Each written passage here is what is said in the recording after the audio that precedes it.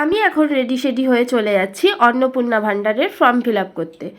অন্নপূর্ণা ভাণ্ডারের ফর্ম তোমরা পেয়ে যাবে তোমার পঞ্চায়েতে, এমনকি বিডি অফিসে, কাছাকাছি আশাকর্মীদের কাছে, এমনকি অঙ্গনারী স্কুলেও তোমরা এই ফর্ম পেয়ে যাবে এবং তারাই ফিল আপ করে দেবে তুমি যদি না পারো।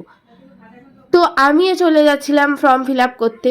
ফেসবুকে দেখেই যাচ্ছি 12 পাতার ফর্ম, 13 পাতার ফর্ম, এই ওই, বাট আমি নিজে ফর্মটা ফিল আপ করেছি। ভাই কিছুই না, একটুখানি শিক্ষাগত যোগ্যতা থাকলেই মানুষ ফর্মটা ফিল আপ করতে পারবে। পুরো বাংলায় ফর্ম ফিল আপ, আর পুরো সহজ ভাষায় লেখা আছে।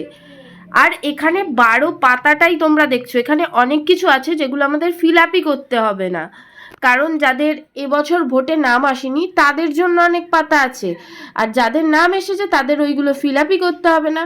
তো আমি কিন্তু পুরোটা ফিল আপ করে দিয়েছি, তোমরাও ঝটপট তাড়াতাড়ি করে নাও।